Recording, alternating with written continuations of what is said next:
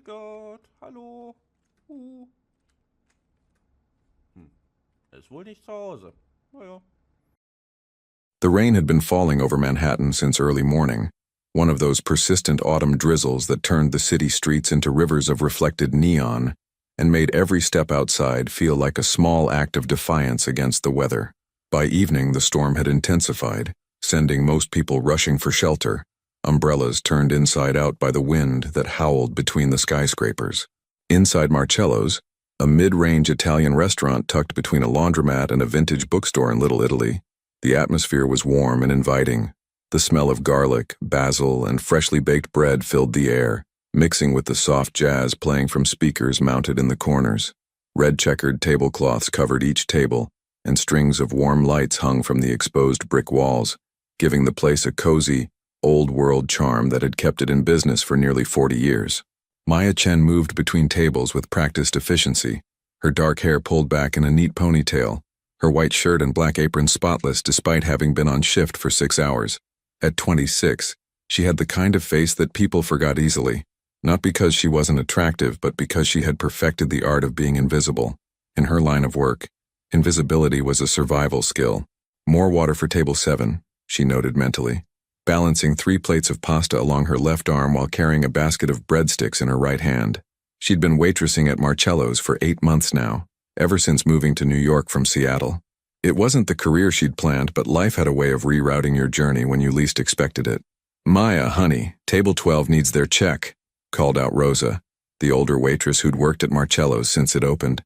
Rosa had taken Maya under her wing from day one, teaching her the unwritten rules of restaurant survival. Always smile, never argue with customers, and keep your personal life personal. "On it," Maya responded, sliding the pasta plates onto table 9 with a practiced smile. "Enjoy your meal. Can I get you anything else?" The couple at the table barely looked up from their phones, shaking their heads in dismissal. Maya had long ago stopped taking it personally. In a city of 8 million people, everyone was fighting their own battles, carrying their own burdens. She was just part of the background noise of their evening. As she printed the check for table 12, Maya glanced at the clock. 7:45. Another hour and 15 minutes until her shift ended. Then the long subway ride back to her studio apartment in Brooklyn, where her younger brother's medical bills waited in a stack on her kitchen counter. $3,000 this month. The thought made her stomach tighten, but she pushed it away. One problem at a time, one table at a time, one day at a time. That's when she noticed the man in the corner booth. He'd been sitting there for over an hour, barely touching his food. Unlike most customers who came to Marcello's for the atmosphere and conversation, this man seemed to exist in a bubble of absolute stillness. He was young, maybe early 30s, with dark hair styled back, wearing an expensive charcoal suit that probably cost more than Maya made in 3 months. A cigar rested in the ashtray beside him, unlit, as if waiting for the right moment. 2 other men sat at a nearby table, clearly with him but maintaining a respectful distance. They wore suits too, though not as expensive, and their eyes constantly scanned the restaurant with the alertness of people trained to notice everything. Security, Maya had guessed when they first arrived. Rich businessmen often traveled with bodyguards in New York. What struck Maya most was how the man in the corner watched everything. Not obviously, he appeared relaxed, almost bored, but she'd caught his eyes tracking movement throughout the restaurant with an interest that seemed more than casual. When she'd served his table earlier, he'd thanked her with a slight nod, his gaze lingering on her face for just a moment longer than necessary, as if he were memorizing it. Something about him made her uneasy, though she couldn't pinpoint why. Maybe it was the way the air seemed heavier around his booth, or how other customers instinctively lowered their voices when passing his table. Power, she realized. He carried it like a second skin. "Maya, table 5 needs you."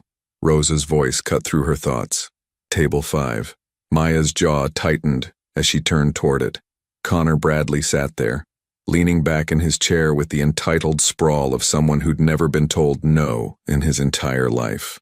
Mid-40s, expensive watch, designer clothes, and an attitude that had made him a problem from the moment he walked in 2 hours ago.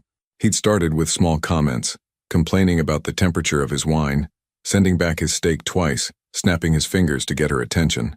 Maya had handled it all with professional grace, the way she'd been trained. Smile, apologize, accommodate. The customer is always right even when they're absolutely wrong. But Connor Bradley wasn't satisfied with being difficult. As the evening progressed and he worked through his third bottle of wine, his comments had shifted from complaints to something more personal. Comments about her appearance, suggestions about what she should do after her shift, requests for her phone number disguised as friendly interest. Each time Maya had deflected politely, maintaining her professional distance while screaming internally. She needed this job. She couldn't afford to make a scene, couldn't risk a complaint to management. So she smiled and endured, the way countless service workers did every single day. "You're ignoring me, sweetheart," Connor called out as she approached, his voice carrying across the restaurant. Several other diners looked up, uncomfortable. "I've been trying to get your attention for 5 minutes." "I apologize, sir. How can I help you?" Maya kept her voice level, her expression neutral. "Help me?" Connor laughed, the sound ugly and sharp. "You can start by showing some respect. I've been a customer here for years and I don't appreciate being treated like I'm invisible. I truly apologize if you felt that way, sir. Is there something wrong with your meal?" "My meal?" He gestured at his nearly empty plate with disgust. The meal was mediocre at best, just like the service, just like everything in this cheap establishment. Maya felt heat rising in her chest but kept it locked down. "I'm sorry you feel that way. Would you like me to speak with the manager?" "I want you to stop acting like you're too good to talk to me," Connor said, his voice dropping to something more dangerous. "You've been walking around here all night like you own the place, barely giving me the time of day. I came here to have a nice evening and you've ruined it with your attitude." Rosa appeared at Maya's elbow, sensing trouble. "Is everything all right here?" "Everything's fine," Maya said quickly. "I was just about to—" "No, everything's not fine," Connor interrupted, standing up abruptly. His chair scraped loudly against the floor. He was taller than Maya had realized, using his height to loom over her intimidatingly. "I'm tired of her disrespect. I'm tired of this whole place treating me like I'm nobody." "Sir, please sit down," Rosa said firmly, her grandmother voice coming out. "You're disturbing other guests." "I'll sit down when I get an apology," Connor said, taking a step closer to Maya. She could smell the wine on his breath now, could see the flush of aggression in his face. A real apology, not that fake service industry nonsense. Maya's hands clenched at her sides, but she forced herself to breathe. "I apologize if I offended you in any way, sir. That was never my intention." "See? That's exactly what I mean." Connor's voice rose sharply. "You don't mean it. You don't respect me at all. You think you're better than me, don't you?" The restaurant had gone quiet now. Everyone was watching. Maya could feel dozens of eyes on her, could see her manager emerging from the kitchen with concern written across his face. This was escalating quickly, spiraling into something she couldn't control. "Sir, I'm going to have to ask you to leave," Maya's manager Tony said as he hurried over. "You're intoxicated, and you're making other customers uncomfortable." "Intoxicated?" Connor's laugh was bitter. "I've had a few drinks, sure, but that doesn't give your staff the right to disrespect me. This one," he pointed aggressively at Maya, "has been rude to me all evening. She needs to be disciplined." "I think you should go," Tony said, his voice harder now. "I'll comp your meal, but you need to leave. Now." For a moment, Maya thought it might be over. Connor looked at Tony, then at the watching crowd, and something seemed to deflate in him. He reached for his jacket hanging on the chair. Then he turned back to Maya and his expression shifted into something cruel. "You know what your problem is?" he said quietly, stepping into her personal space. "You think you're special. You think because you're young and pretty that you can treat people however you want. But you're just a waitress. You're nobody. And you need to learn your place." Before Maya could respond, before Tony could intervene, Connor reached out and grabbed her wrist. Hard. His fingers dug into her skin with bruising force and he yanked her toward him. "I said you need to learn your place," he repeated, his face inches from hers. Everything that happened next occurred in the space of a heartbeat. Years of training that Maya had hoped never to use again, training from a life she'd left behind, took over. Her body moved on instinct, on muscle memory that ran deeper than conscious thought. She didn't think about the restaurant or the watching crowd or the consequences. She only thought about the grip on her wrist, the threat in his eyes, the violation of her space. Her free hand came up in a tight, controlled motion. Palm heel strike, aimed precisely at Connor's solar plexus. The impact was clean and devastating. Connor's eyes went wide with shock. The air exploded from his lungs in a gasping wheeze. His grip on her wrist released instantly as his body tried to process what had happened. He stumbled backward, arms windmilling for balance, and his hip caught the edge of his table. The momentum carried him over, and he crashed to the floor with his table on top of him, plates and glasses shattering around him in a spectacular cascade. The restaurant erupted in gasps and shouts. Maya stood frozen, her hand still raised, staring at the man sprawled on the floor among the wreckage. Connor lay there gasping like a fish, struggling to draw breath into his shocked diaphragm, completely incapacitated by a single blow. "Oh my God," Rosa breathed beside her. Tony rushed forward, calling for someone to call an ambulance. Other customers pulled out their phones, some filming, others genuinely calling for help. The two busboys hurried over to help Connor, who was slowly regaining his breath, his face red and furious. And in the corner booth, the man in the charcoal suit watched it all unfold. A slow smile spread across his face, not cruel but genuinely amused, impressed even. He reached for his cigar, took out a silver lighter, and lit it with deliberate care. The flame illuminated his features for a moment. Sharp cheekbones, intelligent eyes, and that smile that suggested he'd just witnessed something far more interesting than anything he'd expected to see tonight. He took a long draw from the cigar, exhaled a perfect stream of smoke, and leaned back in his booth. One of his security men started to stand, but the man in the corner raised a finger slightly, and his guard immediately sat back down. His eyes never left Maya. Maya barely noticed. Her whole body was shaking now, adrenaline flooding her system.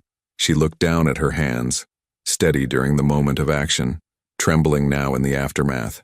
What had she done? She'd just struck a customer. She'd destroyed property. She was going to be fired, possibly arrested. Everything she'd worked for, everything she'd carefully built since coming to New York, was collapsing around her. "Maya," Tony said, his voice tight and controlled. "Go to my office, now." "Tony," he grabbed her.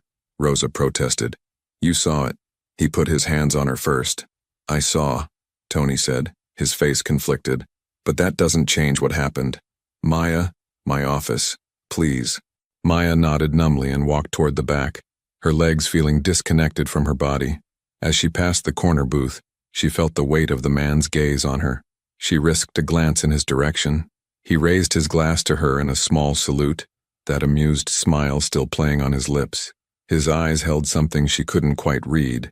Respect, maybe, or recognition, as if he'd just discovered something valuable in a place he hadn't expected to find it. Then she was past him, pushing through the kitchen doors into the fluorescent brightness beyond. The next 30 minutes passed in a blur. Tony was sympathetic but firm. He couldn't keep her on staff, not after what happened. It didn't matter that Connor had grabbed her first. It didn't matter that she'd been defending herself. The liability was too great, and Connor was already threatening to sue. "I'm sorry, Maya," Tony said, and he genuinely seemed to be. "You're a good worker, but I can't have staff putting hands on customers no matter what the circumstances. I'll give you 2 weeks' pay and I won't contest unemployment if you file. That's the best I can do." Maya nodded, too numb to argue. She cleaned out her locker, changed out of her uniform, and walked back through the restaurant to leave. The police had been called but hadn't arrived yet. Connor had been helped to a chair, ice pack on his chest, still wheezing but recovering. He glared at her with pure hatred as she passed. The rain had intensified into a full storm when Maya stepped outside. She stood under the restaurant's awning, watching water cascade off the edge, trying to process what had just happened. Fired. She'd lost her job. How was she going to pay rent? How was she going to cover her brother's medical bills? "Interesting form," a voice said beside her. Maya jumped, turning to find the man from the corner booth standing next to her. Up close, he was even more imposing than she'd realized. Tall, well over 6 feet, with a presence that seemed to push against the air around him. But his eyes, dark and assessing, held no threat, just that same curious interest. "Excuse me?" Maya managed. "Your strike. Palm heel. Perfect placement. Controlled force. That's not something you pick up from a weekend self-defense class." He took another draw from his cigar, the tip glowing red in the darkness. "Military? Law enforcement? I don't know what you're talking about," Maya said automatically, taking a step back. "Of course you don't," he said, that smile returning. "Just like that wasn't a trained defensive response in there. Just like you didn't assess the threat, identify the opening, and neutralize it with minimal necessary force. Pure coincidence." Maya's heart hammered in her chest. Look, I don't know who you are, but I just lost my job. I'm not in the mood for whatever this is. Understandable. He reached into his jacket, slowly, deliberately, so as not to startle her, and pulled out a business card.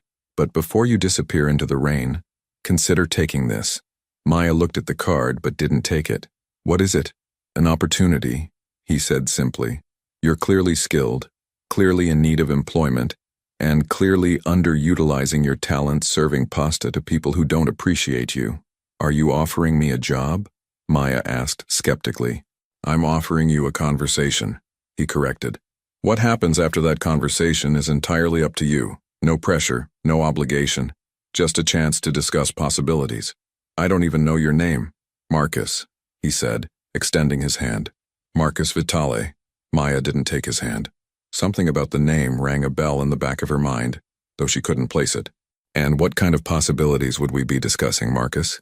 The kind that would put your skills to better use than dodging grabby customers for minimum wage plus tips, he said.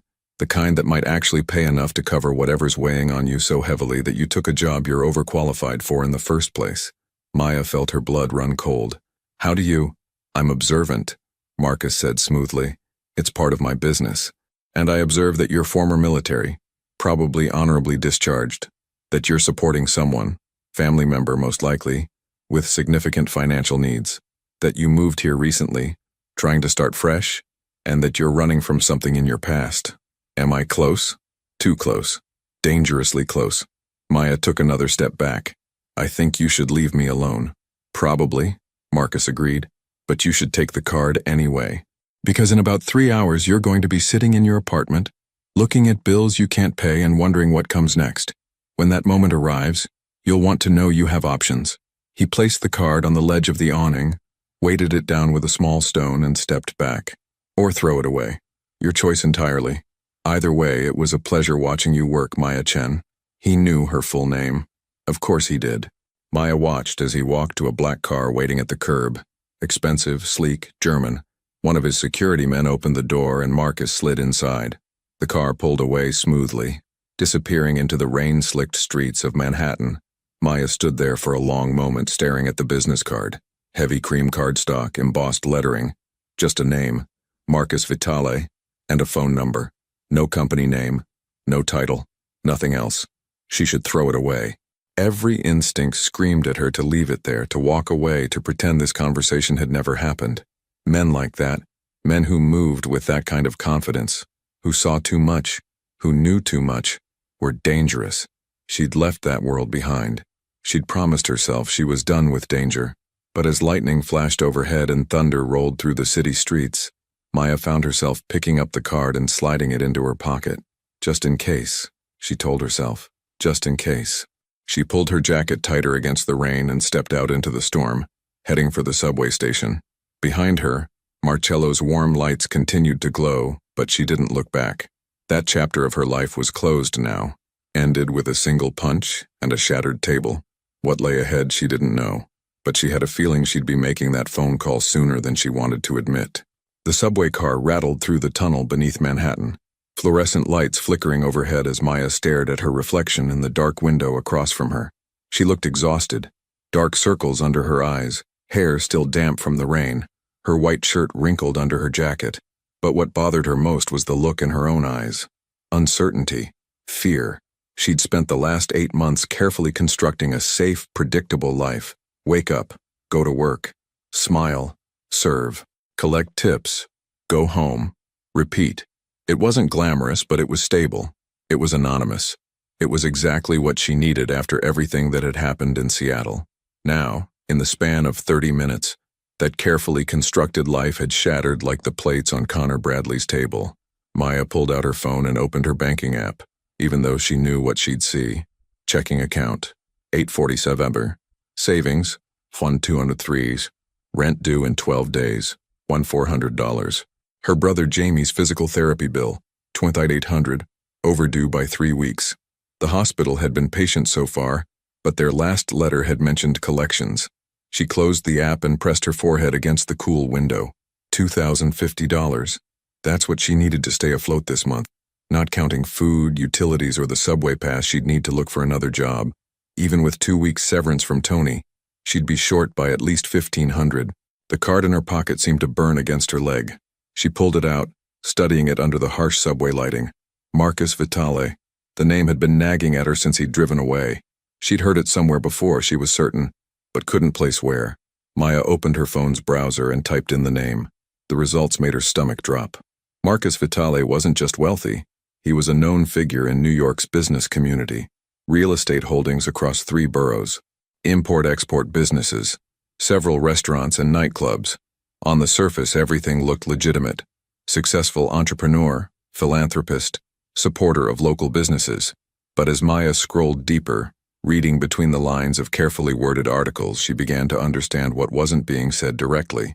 References to alleged connections to organized groups. Investigations that had gone nowhere. Associates with questionable backgrounds. One article from 3 years ago detailed federal attention on his businesses, but nothing had come of it. The picture that emerged was of a man who operated in the gray spaces between legal and illegal, who had power and influence that went far beyond what his legitimate businesses would suggest. A man who was never directly implicated in anything but was always hovering at the edges of stories about corruption, territorial disputes between business rivals, and the complex web of power that ran beneath New York's glittering surface. Maya should have been terrified. Instead, she felt a strange sense of clarity. She knew what Marcus Vitale was. More importantly, she knew what he was offering without him having to say it explicitly.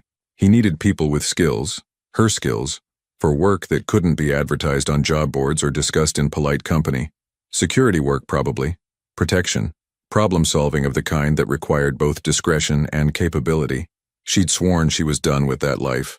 After 6 years in the Marines, after everything she'd seen and done, she'd wanted nothing more than to disappear into civilian anonymity. No more violence. No more danger. No more living on the edge of acceptable behavior. But life had other plans. The subway reached her stop in Brooklyn. Maya stepped out onto the platform, climbing the stairs to street level where the rain had finally slowed to a light drizzle. The walk to her apartment building took 15 minutes through streets that grew progressively quieter and more residential. Her studio apartment was on the 3rd floor of a converted warehouse, small but clean, with large windows that let in good light during the day.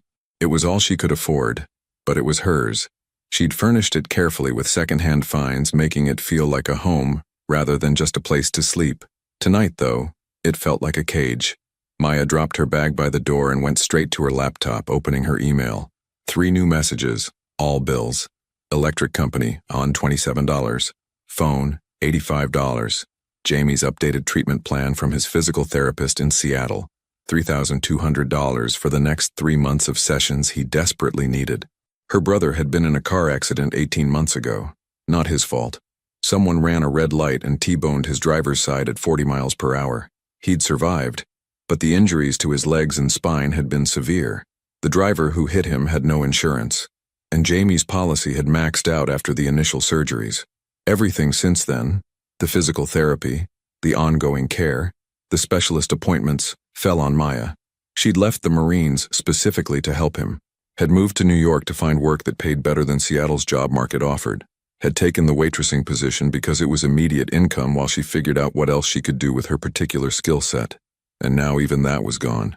Maya walked to her window and looked out over Brooklyn's rooftops. Somewhere out there, across the river, Marcus Vitale was probably in his expensive penthouse or his exclusive club, not giving her a second thought. He'd made his offer. Whether she took it or not was irrelevant to him, but it wasn't irrelevant to her. She thought about Connor Bradley's hand on her wrist, his breath in her face, his sense of entitlement to her space and her body. She thought about how satisfying it had been to watch him fall, to see that shocked expression replace his cruel confidence. She thought about the months of being invisible, of swallowing her pride, of pretending to be less than she was. Maya pulled out Marcus's card again.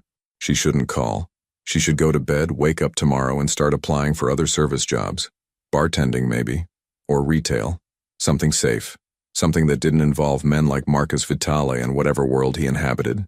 Instead, she found herself dialing the number. It rang twice before a male voice answered. "Yes? My name is Maya Chen," she said, surprised by how steady her voice sounded. "Marcus Vitale gave me this number." One moment. Silence. Maya's heart hammered. Maybe this was a mistake. Maybe she should just hang up. Pretend this never. Maya. Marcus's voice came on the line, warm and unsurprised, as if he'd been expecting her call. I thought I might hear from you tonight. You don't know anything about me, Maya said, more defensively than she intended. I know you're practical, Marcus replied. I know you're smart enough to research who I am before calling. And I know you're calling anyway, which tells me everything I need to know about your situation. So let's skip the part where we pretend this is anything other than what it is. You need money. I need capable people. We should talk. His directness was almost refreshing after months of polite social scripts at the restaurant. What exactly would we be talking about? Not over the phone, Marcus said. Can you meet tomorrow? There's a coffee shop in Midtown. Neutral territory, public location. We'll talk. You'll hear what I'm offering and then you decide. No pressure. There's always pressure, Maya said quietly. Fair point, Marcus acknowledged. But I'm not in the business of forcing people into situations they don't want. That's bad for everyone involved. I'm offering you a choice, Maya. What you do with it is entirely up to you. Maya closed her eyes. This was the moment. Say no, hang up, and figure out something else. Anything else. What time tomorrow? She heard herself ask. 10 a.m. Meridian Coffee on West 47th Street. I'll buy you breakfast. I'll be there, Maya said, and hung up before she could change her mind. She spent the rest of the night not sleeping, staring at her ceiling, running through scenarios of how this meeting might go. By the time dawn broke over Brooklyn, she'd convinced herself to back out at least a dozen times. But when her alarm went off at 8, she got up, showered, and dressed carefully. Not her waitress uniform. Not anymore. She chose dark jeans, boots, a simple black sweater, clothes that let her move, that didn't attract attention, that said she was taking this seriously without trying too hard. The subway ride into Manhattan felt longer than usual. Maya rehearsed what she might say, how she'd negotiate, what her boundaries were, but she knew deep down that boundaries were luxuries people with options could afford. She didn't have options right now. Meridian Coffee was tucked into the ground floor of an office building, the kind of place where business deals happened over lattes and croissants. Clean lines, minimalist design, expensive coffee drinks. Maya arrived 10 minutes early and ordered a black coffee she couldn't really afford, choosing a table near the window where she could watch the door. Marcus arrived exactly at 10, alone this time, carrying a leather briefcase that probably cost more than her entire wardrobe. He spotted her immediately, that same slight smile on his face, and walked over. You came, he said, sitting down across from her. I'm glad. You said no pressure, Maya reminded him. I'm here to listen. That's all. That's all I ask. Marcus signaled to the barista. Have you eaten? I'm fine. You're not fine. You look like you didn't sleep, and I'm guessing you skipped breakfast to save money. He ordered without waiting for her response. 2 egg sandwiches, fruit, pastries. Humor me. Business conversations go better on a full stomach. Despite herself, Maya felt a flicker of appreciation. He wasn't wrong about the sleep or the skipped breakfast. When the food arrived, Marcus waited until she'd taken a few bites before speaking. Tell me about your military service. Maya paused mid-bite. How did you... The way you move, the way you assessed threats last night, the way you're sitting now, back to the wall, clear view of exits, hands free. Marcus took a sip of his coffee. Marines, I'm guessing. Security forces or military police? I don't see how that's relevant, Maya said carefully. It's relevant because I need to understand what you're capable of. I need to know if what I saw last night was a fluke or if it's representative of your actual training and experience. Marcus leaned forward slightly. I'm not asking you to compromise anything classified. I'm asking you to be honest about your capabilities so I can make you a legitimate offer. Maya set down her sandwich. 6 years. Marines. I did force protection and tactical security operations. Honorable discharge 16 months ago. Why did you leave? Family situation required it. Marcus nodded, not pushing for details. And Seattle? That's where you came from? You already know that. I know the basics. I don't know why you left a city where you presumably had connections and support to come to New York where you knew no one. Marcus's eyes were sharp, assessing. People don't usually make moves like that without a good reason. Maya considered how much to share. Seattle's job market wasn't offering what I needed. New York had better opportunities, that's all. It wasn't all, of course. She'd left Seattle because she couldn't find work that used her skills without compromising her principles. Because the security firms that wanted to hire her were offering positions that felt too much like her military work, protecting people who didn't deserve protection, looking the other way at questionable activities, being complicit in things she didn't want to be part of. She thought waitressing would be different. Honest work, simple work, safe work. Marcus studied her for a long moment, then nodded, as if he'd heard everything she hadn't said. I'll be direct with you, Maya, because I think you'll appreciate that more than careful dancing around the subject. I run several legitimate businesses in New York, but I also operate in spaces that require discretion. I have interests that need protecting, partnerships that need maintaining, problems that need solving. For that, I need people I can trust who have both the skills and the judgment to handle sensitive situations. You're talking about security work, Maya said. I'm talking about being part of my inner circle. Security, yes, but also consultation, problem solving, and occasionally being my eyes and ears in places where my face is too well known. Marcus paused. I'm not going to lie to you. This work exists in gray areas. Nothing illegal that would put you at risk of prosecution, but definitely situations that require flexibility in how you interpret rules and regulations. And if I'm not comfortable with that flexibility, then you tell me your boundaries up front and I respect them. I don't ask people to compromise their principles, Maya. I ask them to be realistic about the world we actually live in versus the world we wish we lived in. Marcus finished his coffee. You spent 6 years protecting people and interests that weren't always clean. You know how the real world works. He wasn't wrong. Maya had done plenty of things in the Marines that existed in moral gray areas. Protecting supply routes that she suspected carried more than just official cargo. Standing guard while officers had meetings she wasn't supposed to overhear. Looking the other way when allies did things that would have been unacceptable if Americans did them. What's the pay? She asked. Marcus smiled, recognizing the shift in her questions. Starting salary, $75,000 annually. Housing allowance of $2,000 monthly, health insurance and performance bonuses that typically add another $20,000 to $30,000 per year. You'd be on call but not every day. I have multiple people on rotation. When you're not actively working, your time is your own. Maya's coffee cup stopped halfway to her lips. $75,000. That was more than double what she'd made waitressing. With the housing allowance, she could move somewhere safer, maybe even big enough for Jamie to visit. She could pay off his medical bills in months instead of years. That seems excessive for security work, she said cautiously. It's not excessive for discretion and loyalty, Marcus corrected. I pay well because I expect excellence. I also pay well because I need people who aren't tempted to moonlight for my competitors or compromise my interests for outside money. When you work for me, you work exclusively for me. And if I want out, then you give me notice, we part professionally, and you sign paperwork ensuring you don't discuss my business with anyone. No different than any other confidential employment. Marcus pulled a document from his briefcase. This is a standard employment contract. Take it home, read it, have a lawyer review it if you want. It outlines everything we've discussed. Salary, benefits, expectations, termination clauses. Maya took the contract, flipping through it. It looked surprisingly legitimate. Proper legal language, clear terms, nothing that seemed overtly problematic. Of course, the devil was always in the details. What would I actually be doing? She asked. Day to day? Initially, accompanying me to meetings as security, standing watch at properties I own, occasionally checking in on business partners to ensure they're honoring agreements. Basically, being a visible presence that reminds people I take my interests seriously. Marcus leaned back. As I get to know your capabilities better, the work would evolve. Maybe you'd oversee security for one of my clubs. Maybe you'd handle negotiations with suppliers who need a firm hand. Maybe you'd train other security personnel. And the situations that require flexibility, confronting people who've overstepped boundaries, recovering property that's been taken without permission, ensuring that agreements made verbally are honored even when people try to back out. Marcus met her eyes directly. I won't lie to you, Maya. Sometimes that involves intimidation. Sometimes it involves physical presence that makes people nervous. But it doesn't involve you doing anything you'd be ashamed of. I'm not asking you to hurt innocent people or compromise your morals.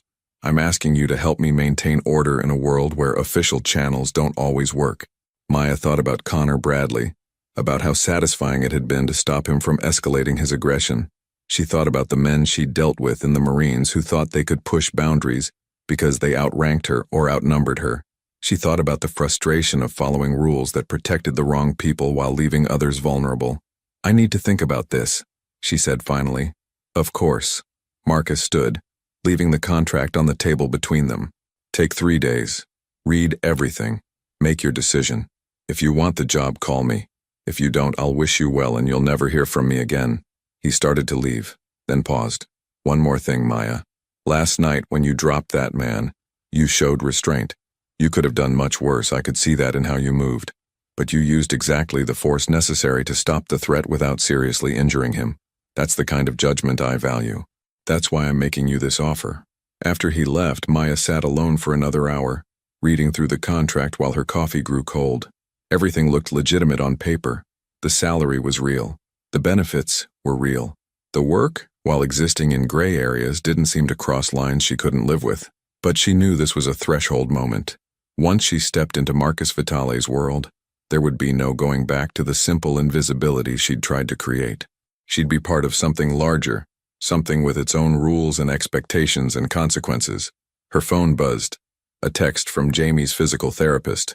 "Maya, I wanted to give you a heads up before you get the official notice. Jamie's insurance appeal was denied. We need to discuss payment options for continuing his treatment." Maya closed her eyes, the decision crystallizing with painful clarity. She'd spent 8 months trying to be someone she wasn't, trying to pretend that her skills and training didn't exist, that she could just blend in and be normal. But normal didn't pay Jamie's medical bills. Normal didn't give her agency over her own life. Normal was just another word for powerless. Marcus was offering her power, not unlimited power, and not without costs, but power nonetheless. The power to solve her financial problems. The power to use her training for something other than serving people who didn't respect her. The power to stop being invisible and start being seen, even if only by the few people in Marcus's circle. Maya pulled out her phone and typed a message. "I'm in. When do I start?" The response came within seconds. "Monday, 9 a.m. I'll send you the address. Welcome to the team, Maya." She gathered the contract, finished her cold coffee, and walked out into the Manhattan morning. The sun had broken through the clouds, and the city seemed sharper somehow, more vivid. Or maybe that was just her perception changing. Knowing that she was about to step into a completely different life. As she descended into the subway station, Maya caught her reflection in a shop window. She looked different already. Shoulders back, head up, eyes clear, not invisible, not powerless. Dangerous maybe, but at least she'd be dangerous on her own terms. The train carried her back to Brooklyn, where she'd spend the weekend preparing for whatever Monday would bring. She'd left one world behind in the Marines. She'd tried to build another in Seattle and failed. She'd attempted a third here in New York, and it had lasted all of 8 months. Maybe the 4th time would be different. Maybe this time, instead of running from who she was, she'd finally figure out how to be that person in a way she could live with. Or maybe she was making a terrible mistake that would change everything. Either way, there was no going back now. The card she'd almost thrown away in the rain had become a lifeline. The man who'd watched her with such interest from his corner booth had become her new employer. And the waitress who'd spent months being invisible was about to become very visible indeed. Maya just hoped she was ready for what that would mean. Monday morning arrived with the kind of crisp autumn air that made New York feel full of possibility. Maya stood outside the address Marcus had sent her, a renovated warehouse in Red Hook, Brooklyn, with floor-to-ceiling windows and a discreet entrance that gave no indication of what business operated inside. She'd dressed carefully. Black tactical pants, a fitted dark gray shirt, comfortable boots. Professional but practical. Her hair was pulled back in a tight bun, and she wore minimal jewelry. She looked like what she was, someone ready to work, not to be looked at. Taking a deep breath, Maya pressed the intercom button. "Name," a voice crackled through the speaker.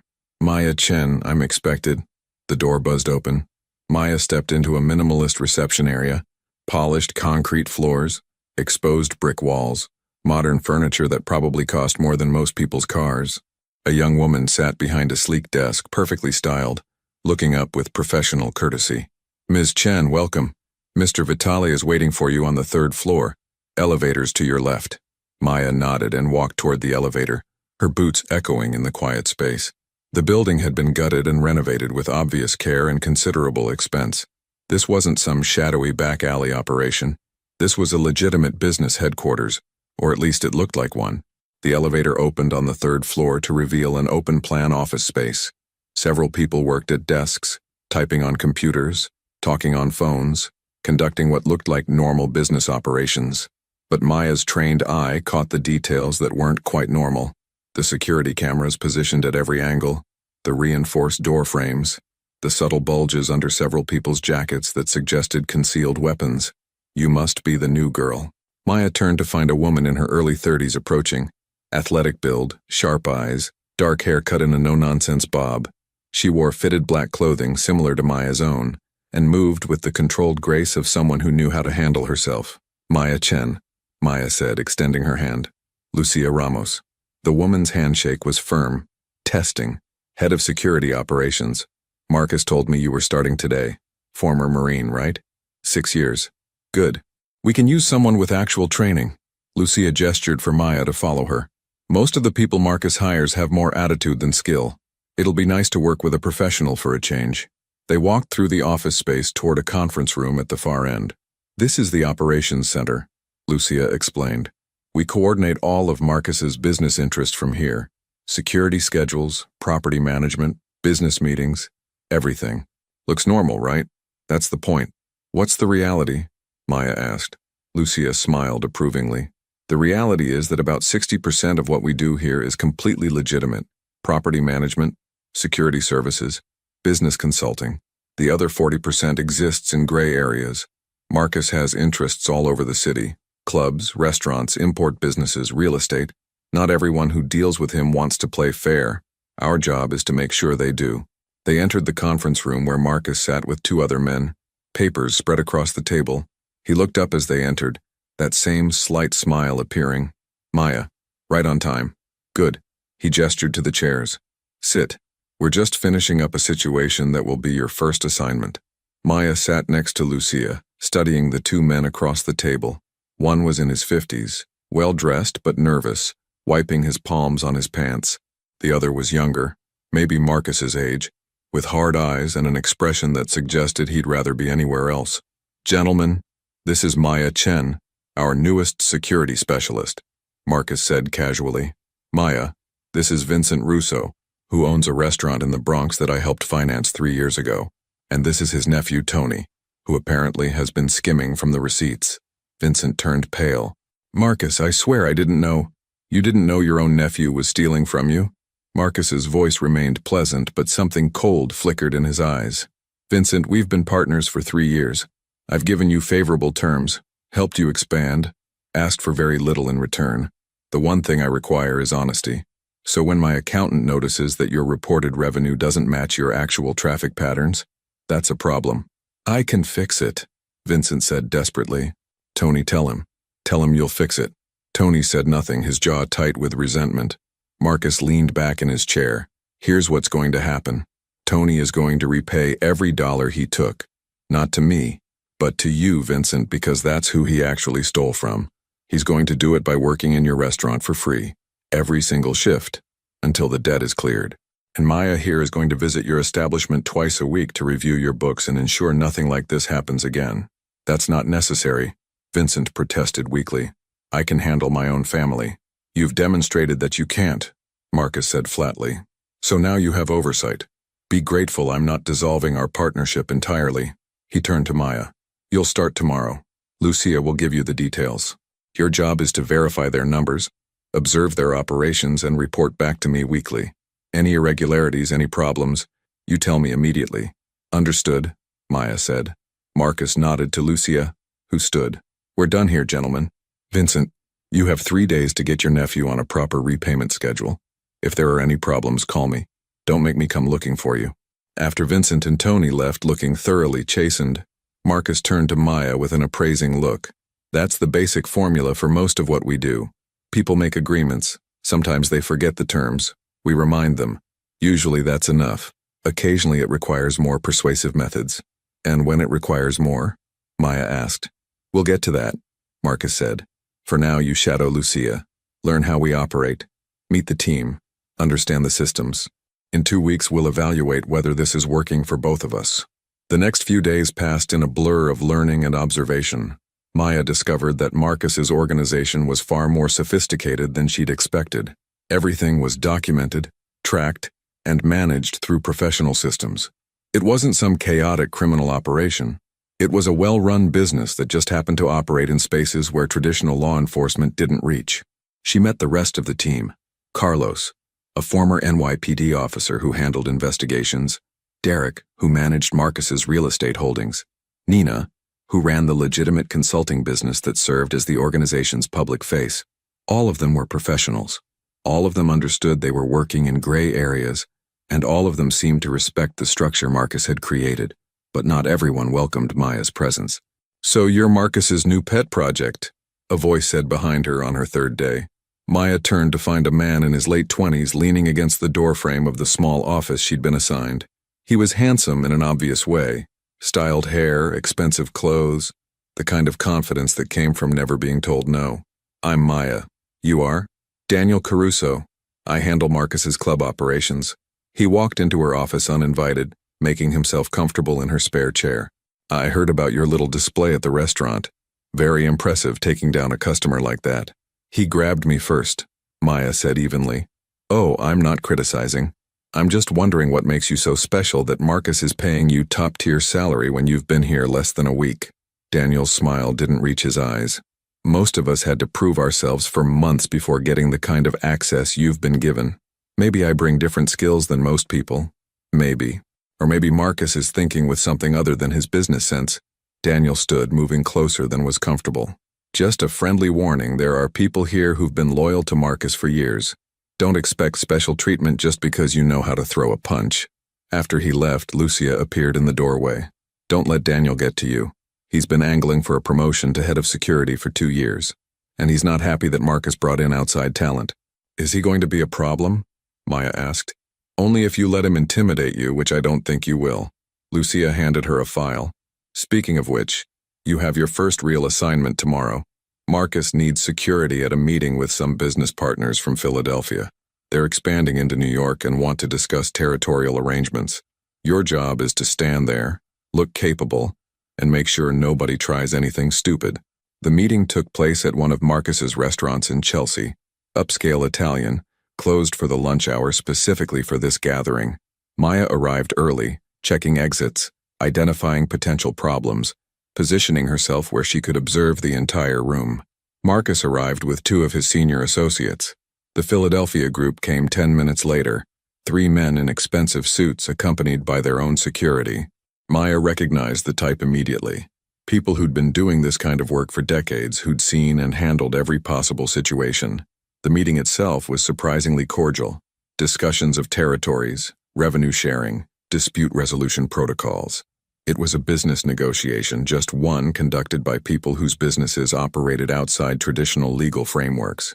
Maya stood against the wall, professionally alert, and tried not to think about how surreal this was. A week ago, she'd been serving pasta. Now she was providing security for high-level territorial negotiations between organized groups. Everything went smoothly until the dessert course. One of the Philadelphia men, older, with the scars and broken knuckles of someone who'd come up through the ranks the hard way, turned to Marcus with a smile that didn't quite work. "This has been productive, Marcus. I appreciate you being reasonable about the boundary arrangements." He paused. "There is one other matter. Small thing, really. One of your people has been talking to our competitors, sharing information about our operations, our routes, our partnerships." The temperature in the room seemed to drop 10 degrees. "That's a serious accusation," Marcus said quietly. "You have proof? We have records, communications, money transfers." The man pulled out a folder. "We wanted to bring this to you first, as a courtesy. Handle it internally rather than let it become a larger problem." Marcus took the folder, flipping through it with no expression. Maya watched him carefully, saw the moment his eyes hardened. He knew what he was looking at, and he didn't like it. "Thank you for bringing this to my attention," Marcus said, closing the folder. "I'll handle it." "See that you do," the older man said. "We're building a partnership here. Can't have that partnership undermined by people who don't understand loyalty." After the Philadelphia group left, Marcus stood in silence for a long moment, staring at the folder in his hands. His associates waited nervously. Finally, he turned to Lucia. "Get Daniel. Bring him here." Now, Lucia's expression didn't change, but Maya saw understanding flash in her eyes. On it, Marcus looked at Maya. You're about to see a different side of this business. If you're not comfortable with confrontation, you can leave now. Maya thought about it for exactly 3 seconds. I'll stay. 20 minutes later, Daniel arrived, smiling his usual confident smile. Marcus, you wanted to see me? How did the meeting go? Marcus threw the folder onto the table in front of him. Tell me about your conversations with the Romano family. Daniel's smile faltered. What? I don't know what you're. Don't insult my intelligence, Marcus said, his voice deadly calm. The Romanos have been trying to move into my territories for 6 months. Somehow they keep knowing my moves before I make them. Somehow they keep undercutting my deals at the last minute. And now I have proof that you've been feeding them information in exchange for a promise that they'll give you a better position when they take over. The color drained from Daniel's face. Marcus, I can explain. Explain what? How you betrayed someone who trusted you? How you sold out your own organization for a promise from people who would never honor it? Marcus stepped closer, and Maya saw genuine anger in his eyes. Controlled, focused, but absolutely real. I gave you opportunities, Daniel. I paid you well, treated you fairly, included you in my inner circle, and you repaid that by putting everyone here at risk. They said they'd make me a partner, Daniel said desperately. You never would have. I've been here for 3 years and you bring in outsiders. He shot a look at Maya. And give them more respect than people who've been loyal. Loyal? Marcus's laugh was bitter. You don't know the meaning of the word. Lucia, call Carlos, have him escort Daniel out. And Daniel, if I ever see you in any of my businesses again, if I hear you're working for any of my competitors, if you so much as mention my name to anyone, the Philadelphia people won't be your biggest problem. Are we clear? Daniel looked like he might argue, might plead, but something in Marcus's expression stopped him. He nodded once and was led out by Carlos and one of the other security personnel. After he left, Marcus turned to his remaining people. Everyone, pay attention. This is what betrayal looks like and what happens when you cross lines you shouldn't cross. I don't ask for much, honesty, loyalty, discretion, but those things are non-negotiable. If you have problems with how I run things, come talk to me. If you want to leave, give notice and go. But if you betray this organization, if you put my people at risk, there will be consequences. He dismissed everyone except Maya and Lucia. That's twice now you've had to deal with someone's bad behavior, Marcus said to Maya. Connor Bradley at the restaurant, now Daniel here. What's your assessment? Maya thought carefully before answering. Bradley was impulsive, entitled, someone who'd never been checked before. Daniel was calculating, resentful, someone who'd been planning this for a while. Different motivations, but both had convinced themselves they could get away with it. And how would you have handled Daniel differently than I did? Marcus asked. I wouldn't have, Maya said honestly. You gave him a chance to explain, made your position clear, and removed him from the organization without escalating to something that couldn't be undone. That's measured and appropriate given the circumstances. Marcus studied her for a moment, then nodded. Good instincts. Lucia, Maya's off probation. Move her to full status, full access, full salary and benefits as of today. After Marcus left, Lucia turned to Maya with a wry smile. Welcome to the inner circle. That was your real test, by the way. Not the meeting with Philadelphia, but how you'd react to seeing Marcus handle internal discipline. He needed to know you wouldn't flinch.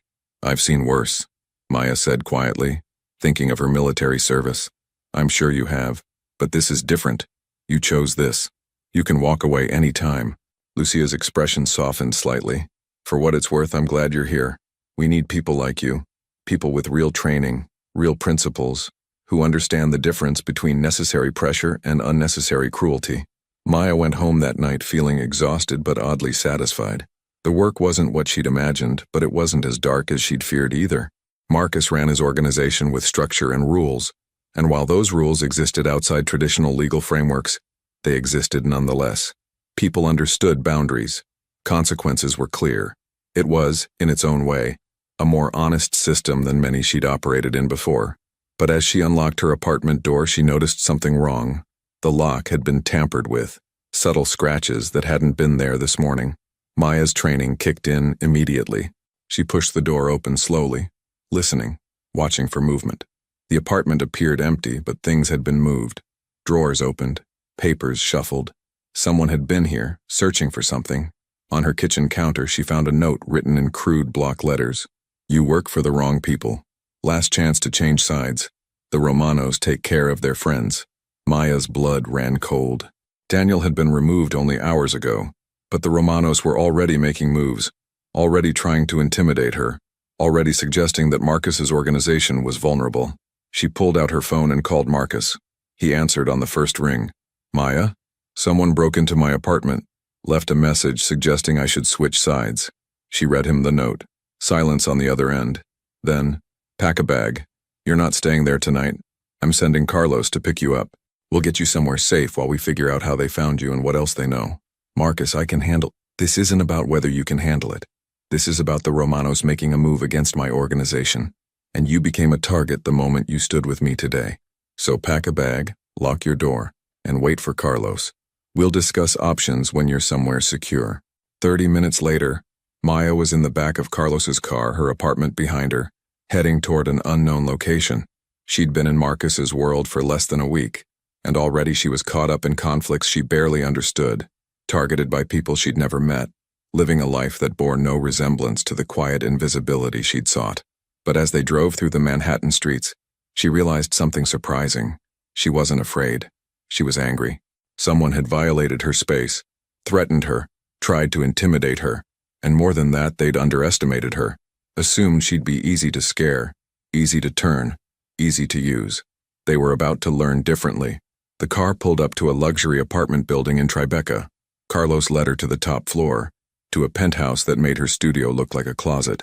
Marcus was waiting, jacket off, tie loosened, looking less polished than usual. I'm sorry about this, Maya. I should have anticipated they'd move this fast. It's not your fault, Maya said. How did they find me? Daniel probably gave them your information before we confronted him. The Romanos are trying to send a message that my people aren't safe, that I can't protect them, that they should consider switching sides. Marcus poured 2 glasses of water, handed her one. You'll stay here tonight. Tomorrow we'll set you up in a secure apartment that they won't be able to find. And we'll discuss what comes next. What does come next? Maya asked. Marcus met her eyes.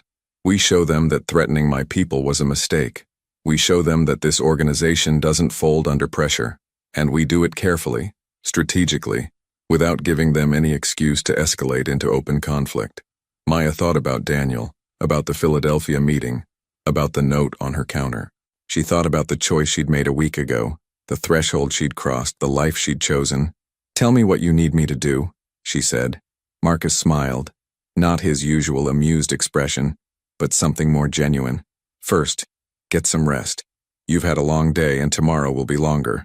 We're going to have to move carefully, gather information, and plan our response. This isn't over, Maya. It's just beginning. After Marcus left her in the guest room, bigger than her entire apartment with a view of the city that must have cost millions, Maya stood at the window and looked out over Manhattan. Somewhere out there, the Romanos were celebrating their intimidation tactic. Somewhere out there, Daniel was probably congratulating himself on his betrayal. And somewhere out there, Connor Bradley was living his entitled life, never facing real consequences for his actions. But tomorrow, Maya thought things would start to change. She'd spent months running from who she was, trying to be invisible, trying to pretend her skills and training didn't matter. Now she was going to remind some people exactly why you don't threaten a Marine. The city glittered below her, full of secrets and dangers and opportunities. And for the first time since leaving Seattle, Maya felt like she was exactly where she needed to be. Maya woke to sunlight streaming through floor-to-ceiling windows, momentarily disoriented by the unfamiliar luxury surrounding her. The penthouse, Marcus's safe house, the events of yesterday crashed back, Daniel's betrayal, the Philadelphia meeting, the break-in at her apartment, the threatening note. She checked her phone. 6:47 a.m. 3 missed calls from Jamie in Seattle, probably worried because she hadn't answered his usual Sunday evening check-in. She'd call him later after she figured out what to tell him. Hey, little brother, I'm fine. Just had to move to a secure location because a rival organization broke into my apartment. Probably wasn't the reassuring update he needed. The smell of coffee drew her to the kitchen where she found Marcus already awake, dressed in casual clothes, dark jeans, a simple sweater, looking more approachable than his usual suited formality. He was reading something on his tablet, a half-empty cup of coffee beside him. Good morning, he said, looking up. I hope you slept well. Better than I expected, considering. Maya poured herself coffee from the expensive machine that probably cost more than her monthly rent used to be. Have you been up long? Since 5. Old habit. I do my best thinking in the early morning, before the day's chaos begins. Marcus gestured to the seat across from him. We need to discuss the Romano situation and what our response will be. Maya sat, wrapping her hands around the warm cup. I've been thinking about that. They made their move quickly. Too quickly. Daniel was only removed yesterday, but they already had my address. Already had a plan to intimidate me. That suggests they've been preparing this for longer than just Daniel's betrayal. Exactly what I was thinking, Marcus said, approval in his voice. Which means Daniel wasn't their only source. They have other information, other contacts, possibly other people inside my organization. So we need to find out who else is compromised before we make any external moves, Maya concluded. Marcus smiled slightly. You think strategically, that's good. Most people in your position would be pushing for immediate retaliation, wanting to prove themselves. But that's exactly what the Romanos want. For us to act rashly, make mistakes, give them justification for escalation. So what's the plan? Over the next hour, Marcus laid out a careful strategy. They wouldn't go after the Romanos directly. Instead, they'd focus on internal security, reviewing all personnel, identifying potential vulnerabilities, strengthening their own operations. Meanwhile, they'd gather intelligence on Romano activities, document their movements, and build a comprehensive picture of their operations. Information is leverage, Marcus explained. The Romanos think they have the advantage because they scared you, because they demonstrated they could reach my people. But what they've actually done is reveal their hand too early. Now we know they see us as a threat worth intimidating, which means they're worried about something. What are they worried about? Maya asked. That's what we're going to find out. The next 2 weeks became an intensive education in the subtler aspects of Marcus's world. Maya worked alongside Lucia and Carlos, learning how to conduct surveillance, gather information, analyze patterns. They tracked Romano operations across 3 boroughs, documented their business relationships, identified their key personnel. What emerged was a picture of an organization that appeared strong but was actually overextended. The Romanos had expanded too quickly, taking on too many territories, making promises they couldn't keep. They were bleeding money on several fronts and desperate to acquire Marcus's profitable operations to stabilize their position. They're not as powerful as they want people to think, Lucia observed during one of their strategy meetings. They're projecting strength to hide weakness. That's why they're trying intimidation tactics instead of just negotiating fairly. So how do we use that? Maya asked. Marcus, who'd been listening quietly, leaned forward. We make them an offer they can't refuse, but not the kind they're expecting.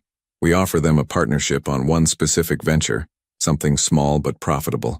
We give them what looks like a victory, make them think their intimidation worked. And then? Carlos asked. And then we control the flow of information. Everything they learn about our operations comes through the partnership we control. Every decision they make is influenced by intelligence we provide. We turn their supposed advantage into our surveillance opportunity. Marcus looked at Maya. And you're going to be the primary liaison for this partnership. Maya understood immediately. They'll think they intimidated me into being cooperative. They'll underestimate me. Exactly. And while they're congratulating themselves on having influenced someone in my organization, you'll be documenting everything they do, everything they say, every vulnerability they reveal. Marcus's expression was serious. This is a long game, Maya. Not dramatic, not immediately satisfying, but effective. Can you handle that kind of patience? Maya thought about her military training, about missions that required months of careful preparation for a single operation. I can handle it. The partnership was proposed through neutral intermediaries, a legitimate business consultant who worked with both organizations. Marcus offered the Romanos a share in a profitable import business, framing it as an olive branch, a gesture of cooperation after recent tensions. The Romanos, as predicted, saw it as validation of their intimidation tactics. They agreed immediately. Maya's role was to coordinate logistics between the 2 organizations, inventory management, delivery schedules, quality control. On the surface, it was mundane administrative work. In reality, it gave her access to Romano operations, personnel, and most importantly, their communication patterns. She met with their representatives twice a week at neutral locations, coffee shops, restaurants, business offices, always professional, always cooperative, always just a little bit nervous, as if she were still intimidated by the break-in. The Romanos ate it up, convinced they'd successfully turned someone inside Marcus's organization. What they didn't realize was that every meeting was documented. Every casual comment about their operations was noted. Every complaint about their other business ventures was analyzed. Maya built a comprehensive intelligence file that revealed everything from their financial troubles to internal disputes among their leadership. "They're planning something," Maya reported to Marcus after her 6th meeting. "They keep asking questions about your security protocols, your meeting schedules, the layout of your properties. They're trying to gather intelligence for a more aggressive move." "Let them," Marcus said calmly. "Give them information, but make sure it's information we control. Feed them data that makes us look vulnerable in ways we're actually not." The strategy worked perfectly. The Romanos, believing they had reliable intelligence from Maya, began planning an operation to pressure one of Marcus's smaller business partners into switching sides. They thought they knew when Marcus would be away from the city, when security would be lightest, when they could move with minimal resistance. What they didn't know was that Marcus had arranged the entire scenario as a trap, not a physical trap, but an informational one. When the Romanos made their move, approaching Marcus's business partner with their offer, they found 2 things waiting for them. First, Marcus himself, very much in the city and very well informed about their plans. And second, a federal agent who'd been very interested in documented evidence of territorial intimidation and business interference. Maya wasn't present for that confrontation. Marcus had deliberately kept her away, maintaining her cover as someone who'd been unknowingly providing information. But she heard about it afterward from Lucia. "It was beautiful," Lucia said, unable to hide her admiration. The Romanos walked right into a situation where they incriminated themselves in front of someone with actual legal authority. Marcus didn't have to do anything aggressive. He just let them talk, let them threaten, let them reveal exactly what kind of business they were running.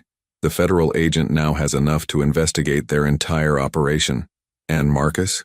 Maya asked. "Clean. Everything he did was documented, legitimate, defensible.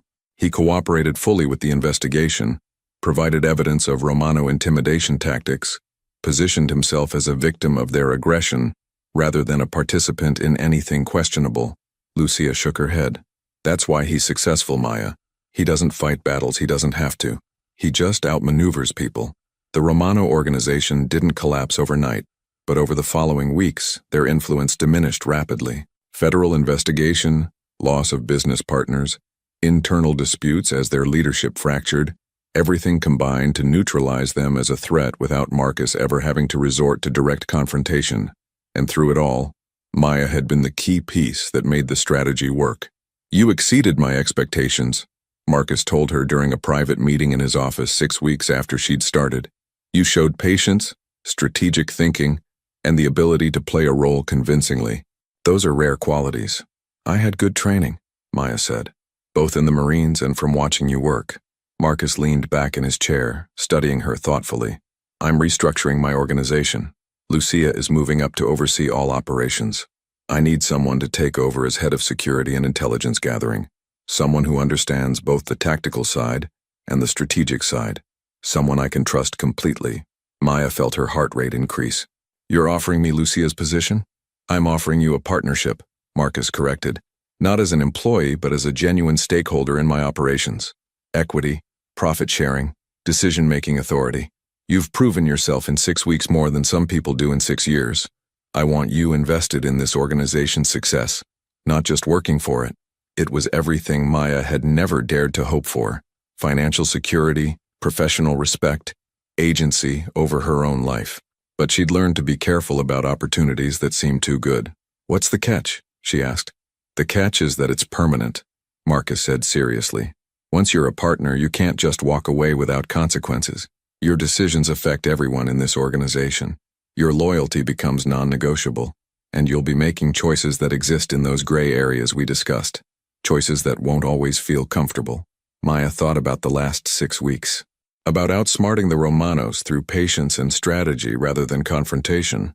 About protecting Marcus's people and interests through intelligence rather than intimidation. About using her skills for something more nuanced than she'd imagined. "I want one condition," she said finally. "Name it. I won't cross certain lines. I won't be part of anything that genuinely harms innocent people." I won't compromise my fundamental principles even if it means walking away from a profitable opportunity. Maya met his eyes directly. If you can accept that boundary, then I'll accept the partnership. Marcus extended his hand across the desk. Deal. I've never been interested in harming innocent people anyway. Bad for business and bad for the soul. Welcome to the partnership, Maya. 2 months after she'd punched Connor Bradley across the restaurant floor, Maya stood in her new apartment. A secure, spacious place in a good neighborhood that she actually owned, thanks to the advance Marcus had provided on her partnership stake. She was unpacking the last boxes when her phone rang. Maya! Jamie's voice was excited. You're not going to believe this. The hospital just called. Someone paid off my entire medical debt. All of it. They said it was an anonymous benefactor, but I know it was you. How did you manage that? Maya smiled, looking out her window at the Manhattan skyline. I got a better job, Jamie. A much better job. What kind of job pays well enough to cover $30,000 in medical bills? Security consulting, Maya said, which was technically true. It turns out my military training was worth more than I realized. I'm doing well, Jamie. Really well. And I'm going to keep doing well. After they hung up, Maya finished unpacking and got ready for her evening meeting, a strategy session with Marcus and Lucia about expanding their operations into 2 new territories. She was a partner now, a decision maker, someone whose opinion carried weight. She dressed carefully in professional clothes that she'd purchased with her own money, looked at herself in the mirror, and saw someone completely different from the waitress who'd served pasta 8 weeks ago. That woman had been invisible, powerless, running from her own capabilities. This woman was visible, powerful, and finally using her skills for something that made sense. Her phone buzzed with a message from Marcus. Running 10 minutes late. Order appetizers and tell them I'm paying. Maya smiled and headed out into the night. The restaurant where they were meeting was one of Marcus's, upscale, discreet, the kind of place where important conversations happened over excellent food. Maya arrived first and was shown to a private room in the back. As she waited for Marcus and Lucia, she thought about the journey that had brought her here. She'd left the Marines searching for peace and found only poverty. She'd tried to be invisible and discovered that invisibility was just another word for powerless. She'd been grabbed by an entitled man who thought she was nobody, and in defending herself she'd caught the attention of someone who recognized her value.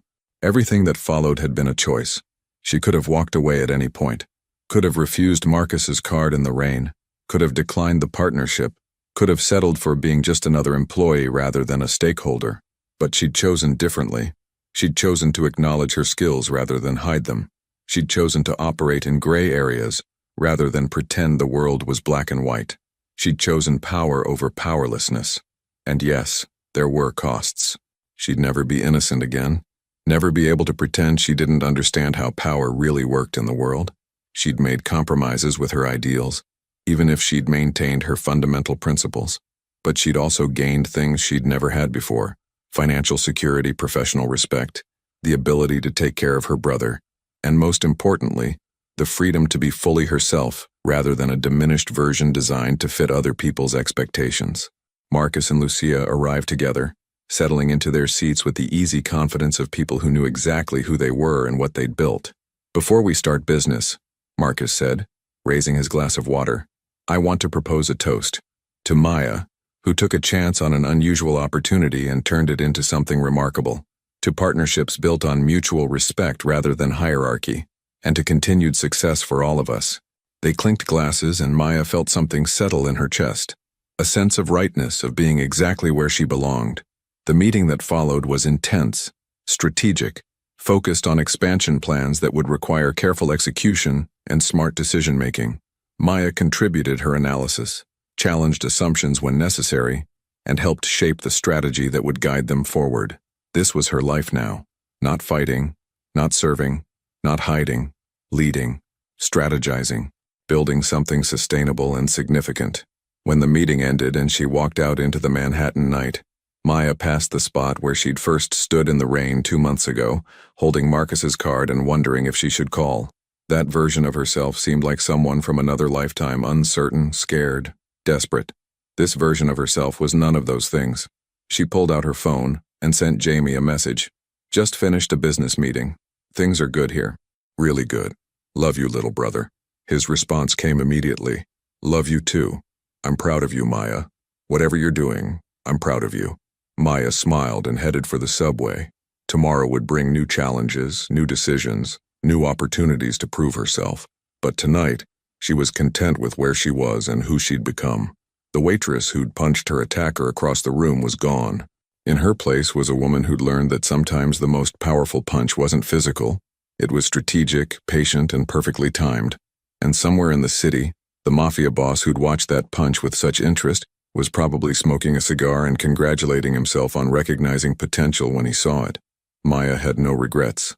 She'd crossed a line she could never uncross, but she'd done it with her eyes open and her principles intact. That was all anyone could ask for. The subway carried her home through the tunnels beneath Manhattan, and Maya Chen, former Marine, former waitress, current partner in one of New York's most sophisticated organizations, leaned back in her seat and smiled. This was just the beginning.